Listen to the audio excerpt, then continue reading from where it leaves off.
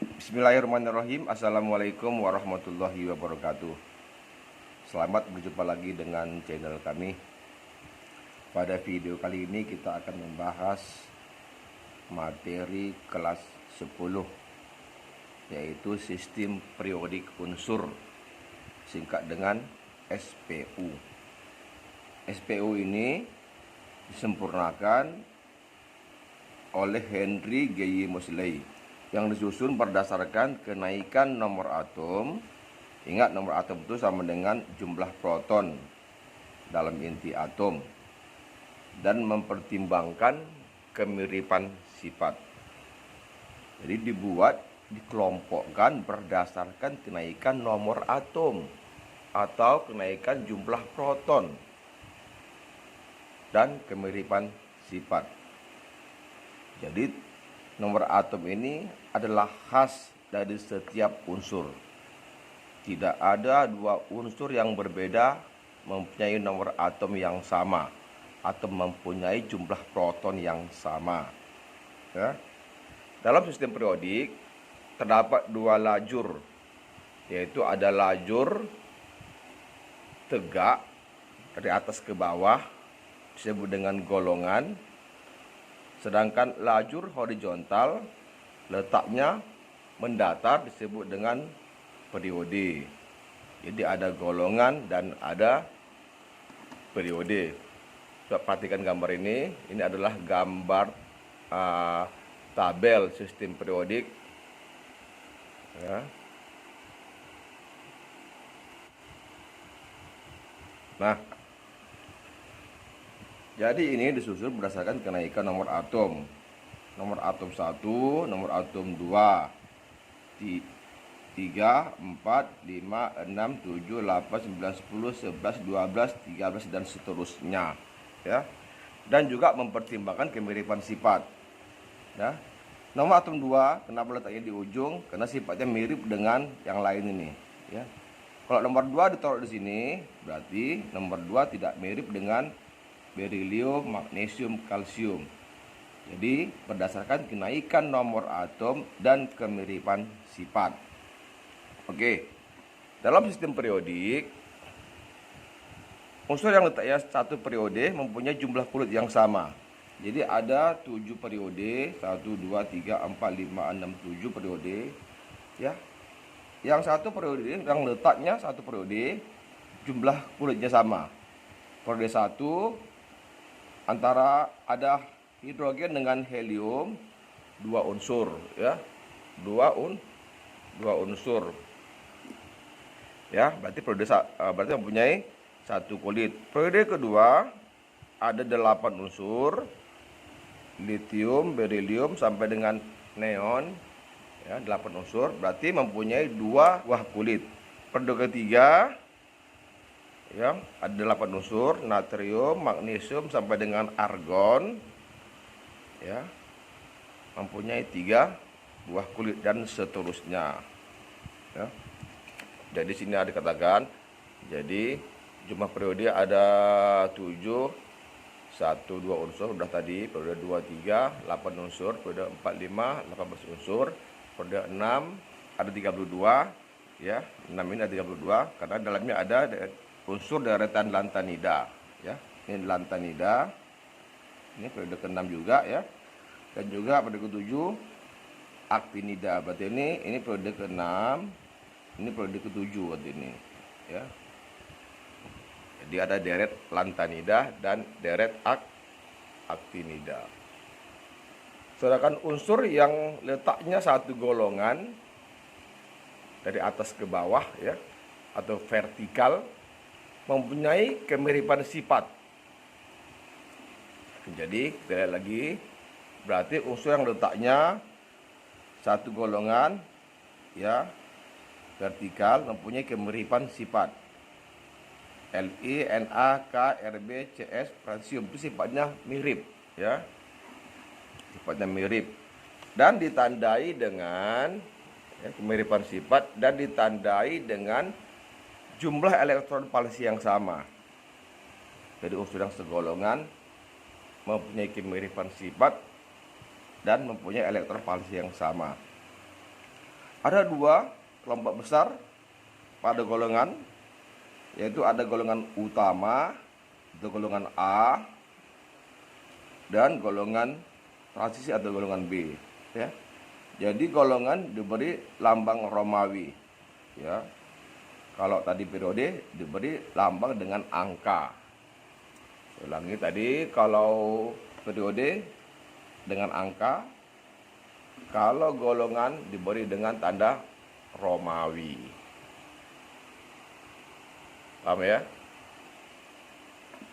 Golongan utama atau golongan A terdiri dari 8 golongan, yaitu golongan 1A namanya alkali, golongan 2A golongan alkali tanah, 3A boron, aluminium, 4A karbon, 5A nitrogen oksfor, 6A oksigen belerang, 7A halogen, 8A gas mulia. Ya. Nih, lihat lagi ya. Golongan 1A alkali tadi, alkali. Ini alkali tanah ya. Alkali tanah golongan A, ini A ya. 7A. 7A ini halogen, halogen, dan 8A gas mulia. Ya. Jadi alkali ada Li, Na, K, Rb, Cs, kalsium. Oke ya. Nah, sedangkan golongan transisi terdiri juga ada 8 golongan. Mulai dari golongan 3B, 3B sampai dengan 2B. Nah, transisi ini dia gambarnya. Mulai dari 3B, 3B, 4B, 5B, 6B, 7B, 8B. Ini ada 8B, ada 3 kelompok nih ya. 8B, yaitu 1B dan 2B. Ya, ya transisi atau golongan B ada 8 juga. Mulai dari 3B sampai dengan 2B. Nah, sekarang bagaimanakah hubungan konfigurasi elektron terhadap letak unsur dalam SPU? Letak ini berarti periode keberapa, golongan berapa. Misalkan ya. Misalkan nomor atom 12X ya. Terdapat pada periode berapa, golongan berapa. Jadi kalau kita perhatikan 12, 1, 2, 10, 12 ini 12. Berarti 12 ini kita anggap ini X. Berarti terdapat pada periode ketiga golongan 2A. Ya. Jadi periode ke 3 tadi golongan 2A. Nah, sekarang bagaimanakah hubungan konfigurasi elektron terhadap letak unsur dalam SPU? Ya. Jadi untuk mengetahui letaknya dalam SPU, kita buat dulu konfigurasi elektronnya. Ya, konfigurasi menurut mekanika kuantum, yaitu Ajas-Aufbau. Ya. Yang pertama, jumlah kulit terbesar atau N terbesar ini menyatakan periode. Ya. Periode. Sedangkan jumlah elektron valensi ini menyatakan nomor golongan. Ya, elektron valensi nomor golongan. Nah, apabila dia blok unsur menyatakan golongan A atau golongan B. Ya, karena ada tadi 2 golongan A dan B. Jadi untuk membedakan yang mana golongan A dan golongan B, kita harus tahu dulu blok unsur. Apa itu blok unsur? Blok unsur adalah pengisian konfigurasi elektron berakhir di subkulit apa begitu. Misalkan X nomor atomnya 7, 1s2, 2s2, 2p, 2b3. Nah, berarti ini termasuk blok P, kita berakhiran di P. Ya. Jadi arti blok unsur adalah pengisian konfigurasi elektron menurut Aufbau berakhir di subkulit apa gitu. Kalau berakhir di P, subkulit P. Kalau berakhir di S, blok S. Kalau berakhir di D, blok D, dan seterusnya.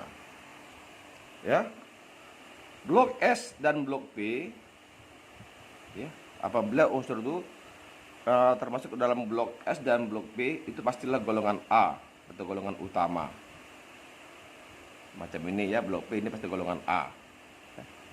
Sedangkan blok D, ya, itu pastilah golongan B atau golongan transisi. Contoh 26 besi ya, AR sehingga dengan AR 18, berarti 4S2 3D6, berarti berakhir di D, ya, berarti ini ini adalah blok D. Ini pastilah golongan transisi. Jadi untuk mengetahui apakah dia golongan A atau golongan B, dilihat dari bloknya, ya. Blok S dan P itu golongan A, sedangkan blok D itu adalah golongan B atau transisi. Sedangkan nanti blok 4F itu lantanida, 5F itu kelompok aktinida.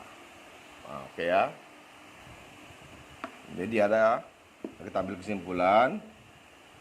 Ya, konfigurasi elektron valensinya NS1, berarti ini blok S. Berarti elektron valensinya 1. Ya. Berarti golongan 1A. Ya. Periode N sesuai dengan N ini. Contohnya 3S1. Nah, berarti blok S valensi 1. Ya, golongan 1A periode ketiga. Nah, apabila berakhir di NS2 berarti blok S. Ya. Valensinya 2. 2 valensinya, golongannya 2A ya. Periode ya sesuai dengan angka N ini. Paham ya? Berikutnya NS2 NP1. Misalkan 3S2 3P1. Ini blok P.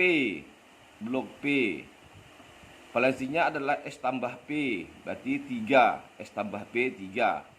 Ya, S tambah P 3. Golongan 3 Romawi 3A. Ingat tadi blok S dan blok P adalah golongan A. Valensinya 3A. Berarti periode ke 3. Ya, paham ya? Next, misalnya ini ada lagi nih. 4S2. So, ada 4S2, 3D10, 4P5. Berarti yang diambil ini ya 4S2 dan 4P ini blok P. Saya ulangi, ini blok P. Jadi kalau blok P, valensinya diambil S dengan P. Nah, S dengan P berarti valensi 7. Ya. Valensi itu salah ya, ini ya dia. Valensi itu 7. Berarti golongan 7A. N yang terbesar adalah 4 gitu. Nanti kita lihat contoh nanti ya. Berikut juga dengan blok D. Blok D ini ya, blok D ini berakhir di D. Di D semua berakhirnya. Valensinya kalau blok D diambil valensinya dari S dan D ini ya. S dengan D. Berarti 2 tambah 1 3, 2 tambah 2 4 dan seterusnya. Jadi 1 dan 2 valensi 3B karena dia blok D. Ya. Oleh N ini gampang ya, lihat dari N terbesar. Nah, ini ada lagi. S1 D5 ini sebenarnya S2 D4 tapi nggak ada D4 karena mau mencapai kestabilan. Jadi S1 D5. Jadi valensinya valensi 6. Berarti 6 B. Ya. Periode tetap, periode N yang paling besar. Ya. Berikutnya, kalau blok D valensinya 8, 9, 10, ya. Ini 8 jumlahnya, ini 2 tambah 7 9, 2 tambah 8 10. Jadi 8, 9, 10 termasuk ke dalam golongan 8B.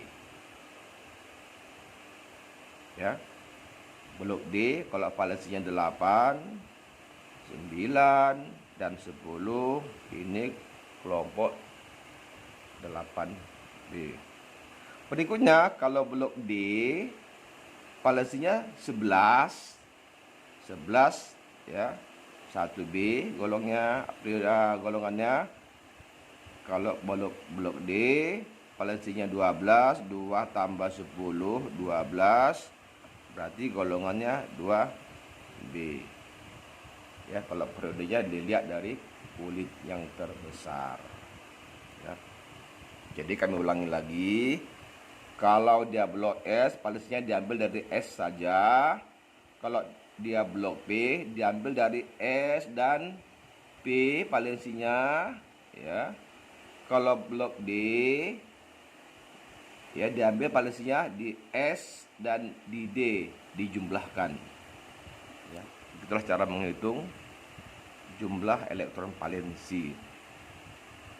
Jadi blok S dan blok P ini golongan A, blok D ini adalah golongan B. Oke, supaya lebih paham, coba lihat contoh soal ini. Ya, tentukanlah letak unsur 16S, 20 Ca, 25 Mn dalam sistem periodik. Jadi caranya, buat dulu konfigurasinya. S16 disingkat dengan ini 10 ya, 3S2, 3P4. Ini konfigurasinya. Jadi kamu harus tahu membuat konfigurasinya ini. Berarti ini blok P. Nah, blok P berarti golongan A pasti ya. Nah, valensinya diambil dari S dan P. Berarti di S dan P 6. Berarti golongan 6A. N terbesarnya ya berarti 3. Berarti periode ke-3. Berarti S adalah golongan 6A periode ke-3, letaknya dalam sistem periodik gitu. Berikutnya kalsium. Buat dulu konfigurasinya. 4S2. Berarti ini blok S. Berarti blok S. Blok S berarti golongan A. Nah, blok S ini valensinya diambil dari S saja. Berarti ini 2. Berarti valensinya 2. Ya, 2. Berarti golongan 2A gitu. Yang terbesarnya 4. Ya. 4. Berarti kalsium terletak pada golongan 2A periode ke-4 dalam sistem periodik. Ya. Yang terakhir Mn, buat dulu konfigurasinya, pastikan kamu bisa buat konfigurasinya. Berarti blok D. Nah, blok D ini adalah kelompok transisi atau golongan B. Nah, golongan B berarti ini ya. Nah, valensinya diambil dari S dengan D. S2 D5 berarti 7. Valensi 7 berarti golongan 7B. Ya, 7B. Paham ya? Karena dia blok D. N terbesarnya 4. Nah, N terbesar bukan yang terakhir, tapi N yang terbesar ini ya. 4. Berarti periode ke-4. Berarti Mn terdapat dalam SPU terletak pada golongan 7B periode ke-4. Paham ya? Jadi begitulah cara menentukan letak unsur dalam sistem periodik unsur. Oke, mudah-mudahan kamu paham ya, sebagai latihan untuk membuktikan kamu itu paham atau tidak. Oke.